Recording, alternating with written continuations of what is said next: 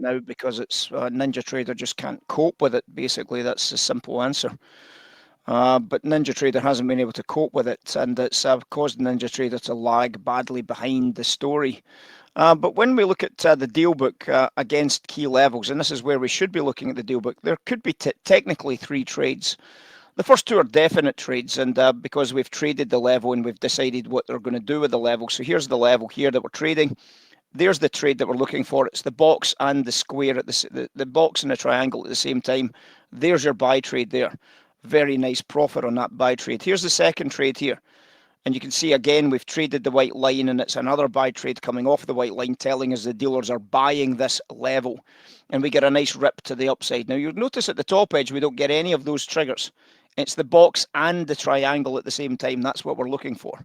You'd see we don't get any of those triggers. What it does look like here is it does look like we're going to be testing the level here, and then we might be able to find a buy trade here, but you see we're missing a box here. So we don't get a trade off this level, unfortunately. But what we do get is we then get another opportunity to trade a level here. Now, as I said, we missed this level by 1 tick. But you see we get the triangle in the box at exactly the same place as we got the triangle in the box before. So effectively, the dealers keep defending this price level, right? So you can see that this is a thing. This is a real thing. We've been here several times, and we've had the same dealer response several times off of this level. That's the power of the deal book. Now, the deal book's already, this trade here is well over $1,000. That's a 25-point move on the S&P. And the other trades have added another $1,000 odd, so probably over $2,000 so far from 8 o'clock on the deal book trade levels. And if it stays in play, now obviously the biggest challenge isn't going to be the London session, it's going to be the US session.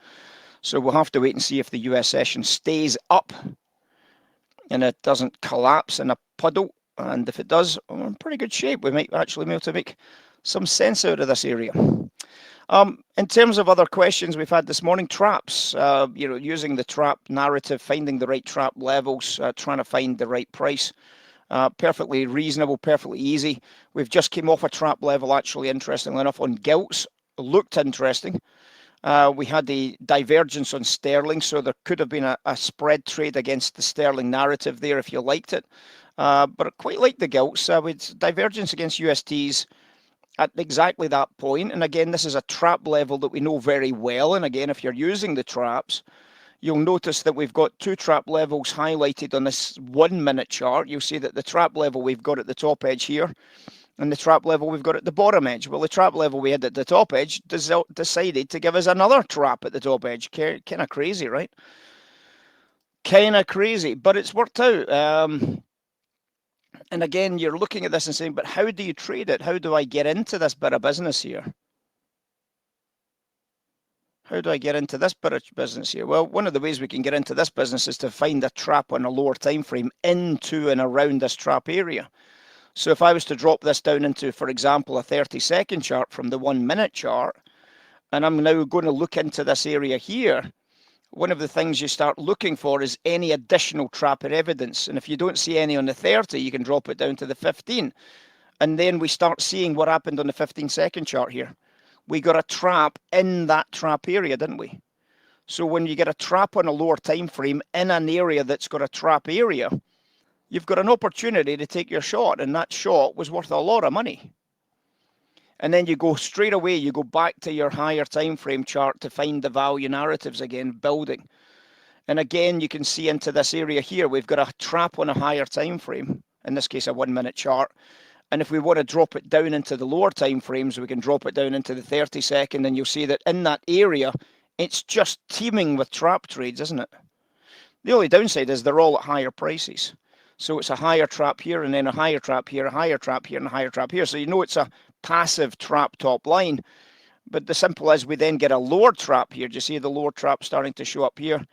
Now, you're not going to know that until it starts selling off. But I'd already taken my short at this because the US Treasuries were diverging and the pound was ripping. So I quite like this as a bit of buy-side, sell-side business on the gilts anyway, regardless of the arrival of trap trade areas. And if you wanted to take it down to the 15-second chart, you can do so. And finding these trap areas pretty obvious and pretty sensible. So again, using the simple stuff done well, mark off the level, recognize it as a real thing. There is an engineering component to this, and that engineering is trying to find places where they have what seems to be they've engineered price to trap buyers or sellers, and it could just be a profit take.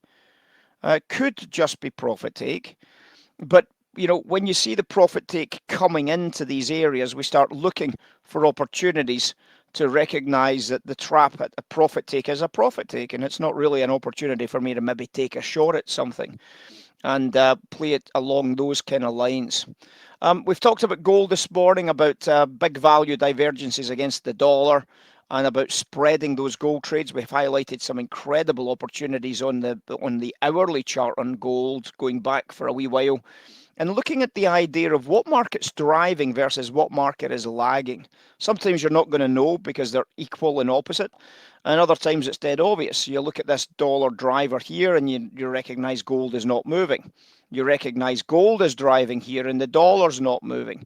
And in this area here, a little bit of both. It looks like gold's the main driver.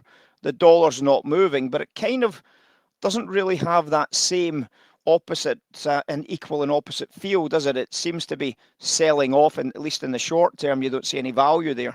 But it's still a massive macro bubble forming off the 3,000 handle here on gold.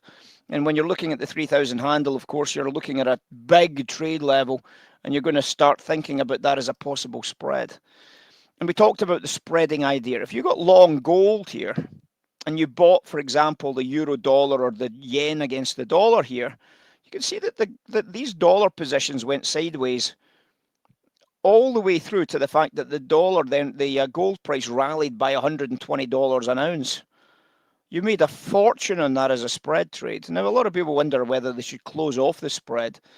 Well, during this period here, the gold never added anything to the profit. Why? Because the dollar moved almost exactly the same as the gold moved. So the probability is, if your spread's right, you probably just stayed with like a $12,000, $13,000 profit during this period. By the time you reach the top edge, you might say, but we would have made $25,000 by the time we made the top edge. Yeah, but you would have lost probably $10,000 on the dollar, so you'd have been net $15,000 in profit by the time you reached up here. So the spread still is a spread. So at one stage or another, you might decide that it's worthy of taking the spread off, but there are other times where the spread actually fully unravels and you end up with an incredible profit out of the spread itself. But it is something you should think about as traders. It's something you should be demoing over and over again to try and get used to the idea. And the thing is that you'll notice that the more you demo spread trading, so for example, you're trading the Dixie or you're trading the 6E or the 6J contract, the more you demo that, the more you get to know about the ratios, the more you get to know about the volatilities, the more you get to know about how long to hold these spreads in play for, the more you get to know outright values coming into the market as well, and you can see where you want to try and take the market from these points. So it is a big learning curve for people trying to figure this out, and it's very, very worthwhile figuring it out because you can increase a lot more size with a lot less worry because you are in a spread that should end up delta neutral effectively, and that's what you're trying to do, is you're trying to trade delta neutral strategies. That way you don't have directional risk and you're trading for the spread value. So that's what you're looking for if you're trying to get to that perfect pinnacle of institutional trading. If that's what your pinnacle is, if that's what you're aiming for, then this is a great market place to do that type of trading as gold versus a dollar, because nobody buys gold if they think the dollar's going to strengthen. Nobody does it. It's just a really bad proposition.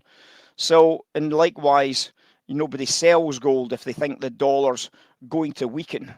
And we try and play that relationship when these spreads bubble so large that there really isn't a choice, because we don't know what's right and wrong unless we start adding additional elements, curves, and the like into this as a narrative would make a lot of sense.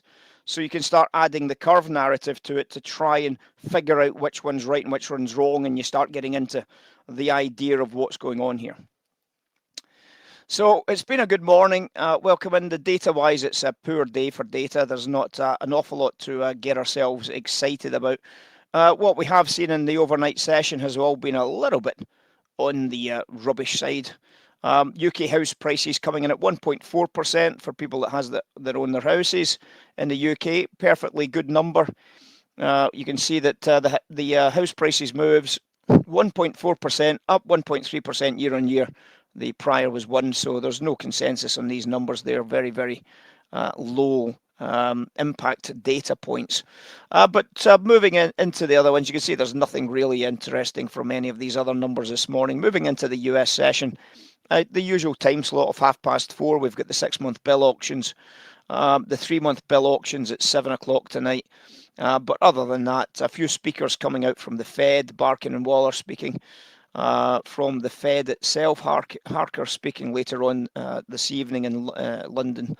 So nothing of any real sorts that's going to get us excited in terms of data outputs. But in terms of the week itself, looking forward to the rest of the good stuff, we do start out with some interesting numbers tomorrow. We've got German zoo numbers tomorrow. We have UK unemployment numbers as well. So expecting to show UK unemployment. The one that I always like on the UK unemployment report is the average earnings index as well, because this has been a real problem for the UK. The average earnings have been ridiculously high, and they really need to see these average earnings coming down to allow the Bank of England to move on rates, because that's the problem at the moment. They do expect it to go 5.8 to 5.7, and that would obviously be a good number if we could get that number. 5.7 would be a healthy average earnings number. If that's the case, possible sell side pounds as a price discounting function. The problem is, what are you selling it against? It's not the Canadian dollar, because their CPI is expected to be in line pretty much with all the prior reads month on month, possibly dropping from 1.1 to 0.7. So it'd be a sell on the Canadian as well. So sell on the pound, sell on the Canadian. And at the same time, you might say, but is it against the dollar? Empire State expected to be a little bit healthier, minus 20 to minus 14.8. But do you want to back the dollar on a minus 14.8 Empire State number? Well, perhaps you do. Well, if that's the case, dollar CAD longs, dollar pound longs would therefore be the expected price discounting from today's 3 o'clock session onwards. We would look to see if that's going to be an opportunity to discount. So make sure you bring in the carry storyline to make sense of that narrative, guys. Moving on to the rest of the week, pound sterling, we've got CPI numbers on Wednesday. We've got retail sales out the US on Wednesday as well. Bank of Canada expected to come out on hold on Wednesday as well. Presser coming out in the afternoon session. We also have Powell speaking, as well as the normal time slot for the crude oil inventories. No US holidays this week. Thursday the 17th, Eurozone, we do have a 25 basis point cut by the ECB on Thursday to expect, with a presser in the afternoon session. We also have Aussie and Kiwi on the bank holiday, but Aussie prior to that does have the overnight session of the unemployment numbers from Australia. And then on Friday, it's a bank holiday across pretty much the entire globe, isn't it? So on Friday, we've got the Easter bank holiday. So that'll be no session then on Friday. No session on a Friday. Gives you a nice long weekend, guys, to go and spend it with your kids, grandkids, or whatever. Anyhow, let's crack on. Let's get some lunch, and then we'll get started.